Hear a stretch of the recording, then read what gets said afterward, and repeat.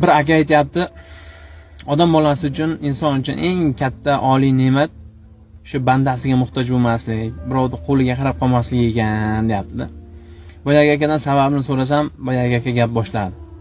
Yaxshi ishda ishlayman, yaxshi pul topaman, ayolim ham o'qigan, lekin ayolimni ishlatmayman deydi. Uyda o'tiradi, bolalarga qaraydi, shu bolalar tarbiyasi bilan shug'ullanadi deydi.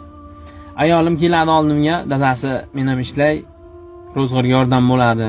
Hech bo'lmaganda o'zim rasxodimni o'zim ko'taraman deb aytadi. Ayolimga qachonki men o'lsam, shu jonim uzilsa, o'shandan keyin ko'chaga chiqib ishlaysan, ungacha ishlamaysan deb aytaman, jimgina iziga burilib qaytib ketadi deydi. Oradan vaqtlar o'tdi, oradan yillar, oylar o'tdi. Alloh menga bir dard berdi, to'shakka mixlanib qoldim deydi. Tura olmayman, yura olmayman. Oilada 3 ta bolamiz bor. Ro'zg'orda boqadigan odam yo'q, qolmadi. Bolalarim hali yosh edi. Hattoki ochlikdan o'lishga rozi edim, lekin bolalarimni qornim och qadik, ovqat yeymiz degan gapga chidolmadim. Ayolimni ko'chaga chiqib ishlashiga rozi bo'ldim deydi. Bir ayolim ko'chada ishlab keladi, oyligini olib keladi, bir kunda 1000 marta o'ylanaman, vijdonim qiynalib ketadi deydi. Ayolim ko'chada ishlab yurganiga. Nimaga qiynalasiz? Yordam bo'ladi-ku sizga deb aytsam, boyagi aka aytayapti-da. Erkak kishi deyapti.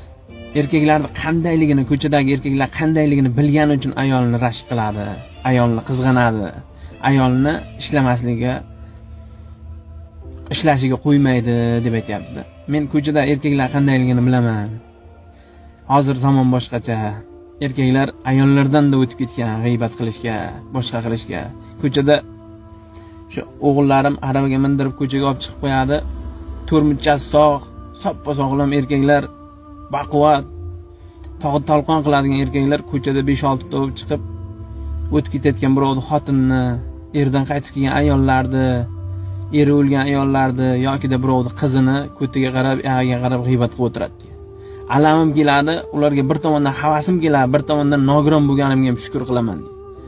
Erkak bo'lib turib, to'rmuchasi sog' bo'lib turib ishlamayotgan erkaklarga deydi, erkaklik xayf deyapti-da. Boyagi aka shunaqa gaplar gapiryapti. To'g'risini aytsam, haqiqatda hozir shunday bo'lib ketganda, ko'cha-ko'yda erkaklar ayollarni g'iybat qilib o'tiradi-da. Ayollarni ishlatib qo'yib, o'zlari ko'cha-ko'yda g'iybat qilib o'tiradi.